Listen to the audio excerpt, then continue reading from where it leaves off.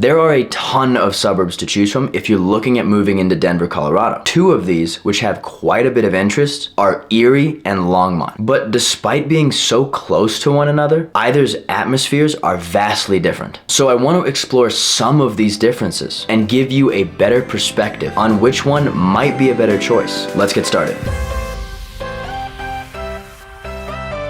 One of the first things we must address is the cost of living. If you're moving to a new area, you'd want to make sure it's within your price range. At the time of this video, Erie's median home price is more expensive than Longmont's, with a cost of around $720,000 versus $590,000. But here's something worth mentioning. Yes, Erie is more expensive from an overall price point. However, if we look at the price per square foot, Erie actually wins here at $208 compared to Longmont's $281. So if we take these numbers and look at the estimated median square footage of either town, Erie's square footage comes out at around 3,461, whereas in Longmont, it's 1,957. So Erie's homes, based on these numbers, are around 76% larger than in Longmont. Now, of course, the size of the home you want is going to be relative to you. Clearly, it goes without saying the median home in Erie is larger than in Longmont's. But also with that, Erie's homes are generally newer than those in Longmont. A lot of the homes there have been built within the past few years, and there's a ton of new construction happening all over town. So yes, in one sense, Longmont is more affordable, but it does fall short compared to Erie with the quality of the home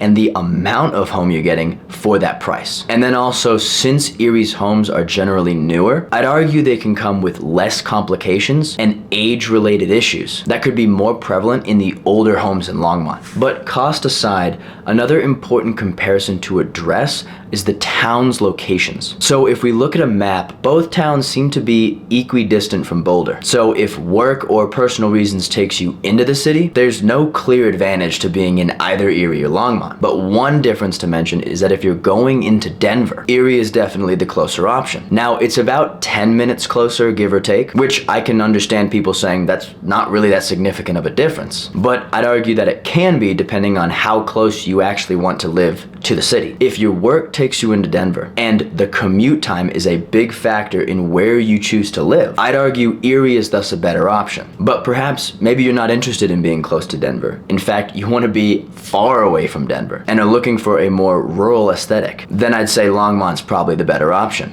So now if we talk about schools, all of Longmont and most of Erie are within the St. Vrain Valley School District, with only a small section of Erie within the Boulder Valley School District. So just worth mentioning, if you happen to be in that little section of Erie that's in the Boulder School District, that has been ranked the #1 best school district in the Denver area by niche.com. But again, that's a sliver of Erie. Most is in the St. Vrain Valley District. But it's worth mentioning that this district is also high performing. It's been ranked the 5th best school district in the greater Denver area. It has an A- grade by niche.com with several high performing schools within. Longmont High has been ranked the #9 best high school in Boulder County. Mind you, most of Boulder County is in Boulder School District. And Erie High School has been ranked #3 in Weld County, which is a huge county that stretches all the way from Erie up to the Wyoming-Nebraska border. But also worth mentioning is the private schools in Erie and Longmont. One I have highlighted, which is technically in Lafayette, but just west of Erie and south of Longmont, is the Dawson K-12 school. It's been ranked the #3 best K-12 in Colorado. Now, the school does have tuition ranging from $27,000 to $33,000 a year, depending on the grade of the student. However, they do offer tuition assistance programs. I'll include a link below about the school. And now, one more thing worth mentioning is the relative size and presence of the towns. So, as mentioned before, Erie does have a lot of new construction, and one could argue the town isn't as established as Longmont, with amenities, parks, and community centers. If you look at Longmont, it's been around at least in a larger presence for a lot longer than Erie, and thus has more amenities, job opportunities, industry, community centers, etc. If you're living in Erie, more likely than not, you're heading into neighboring towns most of the time for your work, shopping, and the like, which isn't necessarily